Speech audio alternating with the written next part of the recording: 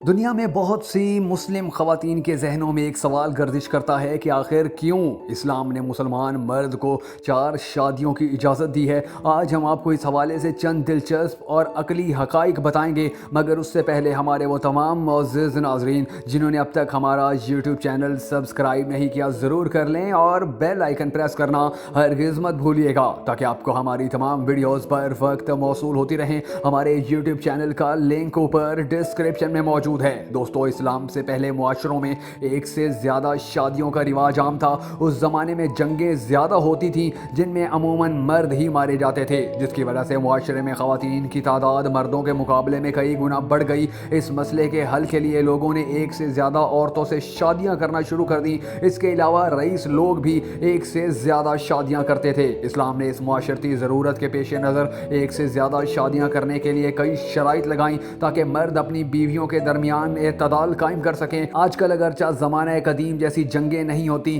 مگر پھر بھی عام طور پر مردوں کی نسبت خواتین کی تعداد زیادہ ہے۔ پاکستان ہی کی مثال لے لیں، جہاں خواتین کی آبادی مردوں کی نسبت زیادہ ہے۔ اب اگر ایک سے زیادہ شادی کرنا بالکل ممنوع قرار دے دیا جائے تو ان 4% خواتین آبادی کا کیا بنے گا؟ جو کوئی ایک سے زیادہ شادیاں کرنا چاہتا ہے، اسے ازواجی زندگی کے ہر معاملے میں بیویوں کے ساتھ عدل و انصاف کی کڑی شرائط پر پورا اترنا ہوتا ہے۔ ابن سینا کہتے ہیں کہ جس کی ایک ہی بیوی ہو وہ جوانی میں بوڑھا ہو جاتا ہے، اسے ہڈیوں، کمر، گردن اور جوڑوں کے درد کی شکایت پیدا ہو جاتی ہے، اس کی مایوسی بڑھ جاتی ہے، محنت کم ہو جاتی ہے، ہنسی اڑ جاتی ہے اور وہ شکوے اور شکایات کا گڑھ بن جاتا ہے، یعنی ہر وقت شکوے شکایات ہی کرتا نظر آئے گا۔ قاضی ابو مسعود کہتے ہیں کہ جس کی ایک بیوی ہو اس کے لیے لوگوں کے درمیان فیصلے کرنا جائز نہیں، یعنی اس کا قاضی بننا درست نہیں ہے کہ ہر وقت وہ غصے کی حالت میں ہوگا اور غصے میں فیصلہ کرنا جائز نہیں۔ ابن خلدون کہتے ہیں کہ میں نے پچھلی قوموں کی ہلاکت پر غور و فکر کیا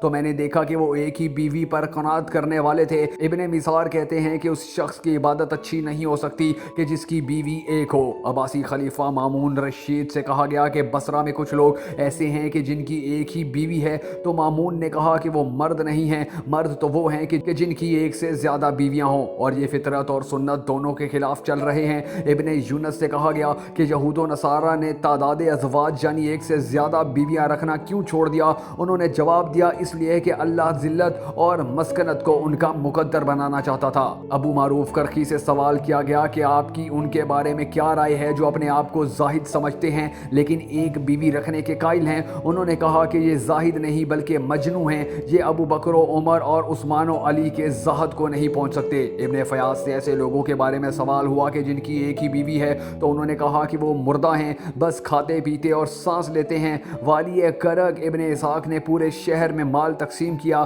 لیکن ایک بیوی والوں کو کچھ نہ دیا۔ جب ان سے وجہ پوچھی گئی تو انہوں نے کہا کہ اللہ نے ذہنی نابالغوں کو مال دینے سے منع کیا ہے کہ وہ اسے ضائع کر دیتے ہیں۔ ابن عطا اللہ نے ایک بیوی رکھنے والوں پر تبصرہ کرتے ہوئے کہا کہ ہم ان کو بڑا کیسے سمجھ لیں کہ جنہوں نے اپنے بڑوں کی سنت کو چھوڑ دیا۔ حسری کہتے ہیں کہ جب اللہ نے شادی کا حکم دیا تو 2 سے شروع کیا اور کہا کہ 2 2 3 3 اور 4 4 سے شادیاں کرو، اور ایک کی اجازت ان کو دی جو صرف خوف میں مبتلا تھے۔ تقی الدین مزنی سمرقند کے فقیہ بنے تو ان کو بتایا گیا کہ یہاں کچھ لوگ ایک بیوی کے قائل ہیں، تو انہوں نے کہا کہ کیا وہ مسلمان ہیں؟ پھر اہل شہر کو ایک سے زیادہ شادیاں کرنے کا کہا تو اگلے ماہ کے چاند سے پہلے 3000 شادیاں ہوئیں اور شہر میں کوئی کنواری اور بیوہ نہ بچی۔ اللہ ہم سب کو شریعت مطہرہ کے مطابق زندگی بسر کرنے کی توفیق عطا فرمائے۔ اور دوستو، اگر آپ کو ہماری یہ ویڈیو پسند آئی ہو تو نیچے موجود لائک کے آئیکن کو ضرور پریس کیجیے گا اور ہمارا چینل سبسکرائب کرنا ہرگز مت بھولیے گا۔